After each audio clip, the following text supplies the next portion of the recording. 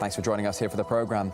After days on the run, British Royal Navy whistleblower William McNeely, who catalogued alleged safety and security concerns regarding the country's nuclear deterrent, handed himself into police this week. The submariner had said he would do so in a Facebook posting on Monday. Prison would be such a nice reward for sacrificing everything to warn the public and government. McNeely's allegations include poor security, with guards failing to check passes and bags. The whistleblower highlighted the risk of someone bringing a bomb on board and committing a large-scale terror attack, adding that most of the equipment on the submarine doesn't even work properly, while people can access just about all areas. And the nuclear missile compartment has reportedly been transformed into a gym, with weights being used around some very sensitive firing mechanisms.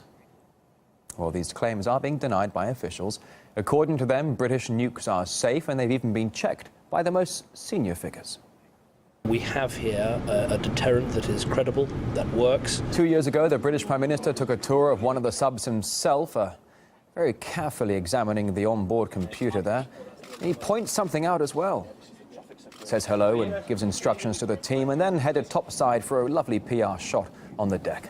Well, the fate of the man who blew the whistle is still unclear, but the experience of others who tried to walk a similar path in the UK shows it won't be taken lightly. Senior police officers tried to silence a colleague who exposed widespread manipulation of crime statistics within the force. He was later driven to resign. In the National Health Service, Dr. Hayley Dare was sacked after speaking out against poor patient care. And former MI5 agent Annie Machon told us that whistleblowers at the end of the day risk everything. I went through it myself almost 20 years ago, and it was a terrifying experience. He did raise these concerns time and time again with his bosses, and nothing ever changed. This never works in practice, particularly in the intelligence agencies and the military, because you are literally told to shut up and just follow orders. The UK government treats whistleblowers appallingly. It always has, and we hope that for not many more years more, it will stop doing that, because whistleblowers are indeed the regulators of last resort. It's RT International. Fresh cases of police brutality have come to light in America this week, sparking new outrage. You may find the following video disturbing.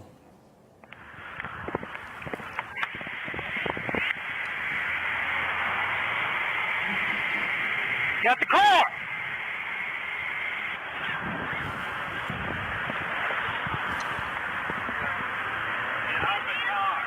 Get out the car, you! Get out the car! Right now! We ain't playing. Get out the car. Yeah, this footage was caught on a police cam. It shows an officer pepper spraying a man who refused to get out of his car. However, the man was not refusing to get out of the car. He had actually just suffered a stroke. That officer resigned shortly after that incident. Now, that happened in Virginia, but police methods have also been brought into question in Chicago.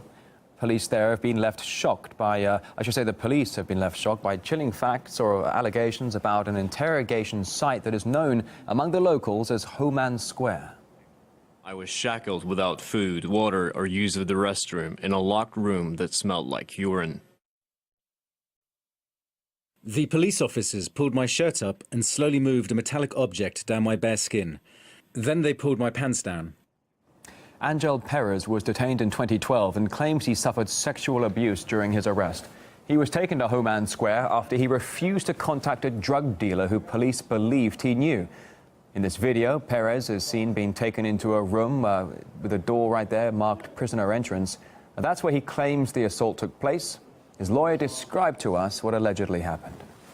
The worst part was where he describes that the officer is rubbing something metallic on his back and rubs it up and down his back and ultimately penetrates him with it in a violent manner. And he goes into a panic attack and begins to hyperventilate, breathing very heavy and crying. And of course, their concern is that he doesn't appear to have been assaulted. They put a rag in his mouth and tell him to be quiet and stop crying and calm down. And of course, at that point, he was afraid that they would do something similar to his family. They're obviously violent individuals, so then he agreed to do a drug transaction for them, and he went and did that. The Chicago Police Department insists that all the accusations are false, offensive, and unsupported by facts. Actually, the total number of people claiming abuse there has now reached 17 in recent weeks, and lawyers call for everyone who may have suffered to raise a voice. Right now, we're putting together the class. In other words, we're finding out everybody who this has happened to, because people don't want to talk about this. I mean, that was very brave of Angel to say, hey, this is what happened to me at Home and Square. Most people are not brave enough to do that. My estimate is that we're going to have several hundred people come forward before this goes to trial. Meanwhile, in Cleveland, protests erupted after a court acquitted an officer who killed 2 black unarmed suspects during a car chase. Scores of activists were arrested after clashing with the police. In brief, some other global headlines: at least 10 policemen killed in Taliban assaults in southern Afghanistan. Local officials say militants attacked nearly a dozen police checkpoints and have captured 3 of them. Taliban violence has been intensifying in the region since April. A group of leftist radicals clashing with police in the Greek capital. The protesters stopped a bus and then set it on fire before throwing Molotov cocktails at police. The demonstrators were venting their fury over Eurozone policies and burned an EU flag in front of the police line. Executioners in Saudi Arabia have their hands full. The Gulf monarchy has already beheaded dozens of convicts this year, and now the authorities are hiring more people to carry out further capital punishment. In fact, 8 new executioners are wanted. And the job description says no special training necessary. The work itself involves decapitating criminals in public, as well as carrying out amputations for lesser offences. The executioners are classified as religious functionaries at the service of the Saudi courts. The pay isn't exactly royal, it's way off on the lower end of the civil scale. Now, this whole recruitment drive comes as Saudi Arabia has executed its 85th person this year alone. That's almost as many as all were beheaded in the whole of 2014. Human rights groups have slammed the killing, but Riyadh's Western allies are turning a blind eye. Observers say there's no independent oversight of Saudi justice, which is based on a hardline interpretation of Sharia law. When ISIS beheads people and it makes the news because they are, at that point in time, our official enemies. When Saudi Arabia does the same, we can turn a blind eye because we can say, well, they've been through their court system, they've been through some kind of judicial system, and therefore Saudi Arabia have every right to do exactly what ISIS are doing. Of course, we know that there is no 100% foolproof judicial system in the world, so having capital punishment, you have to accept the fact that some people are going to be killed, some innocent people are going to be killed.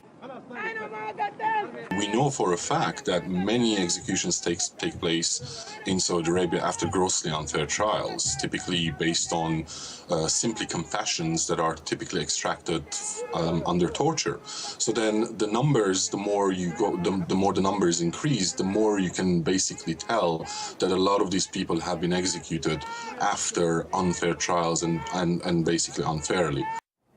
Swiss railways have returned to the past in an effort to keep the grass along their tracks in check. They've employed a rare breed of sheep as trimmers.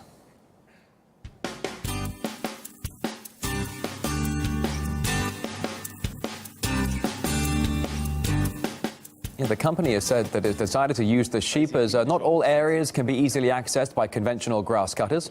And because the animals are selective about what they eat, they help protect many meadow plants. Those concerned for the sheep's safety needn't worry, as there's an electric fence blocking access to the tracks. Well, the woolly trimmers have proven a hit online too, after the railway operator's Instagram account was apparently taken over by one of the flock. The pictures posted there attracted hundreds of hits. But for those who want to see the sheep for real, there's a map on the Swiss Railways website showing where the animals are grazing. All right, up next here on RT International, broken backs and empty pockets, the story of Indian cotton farmers who are struggling to stay alive.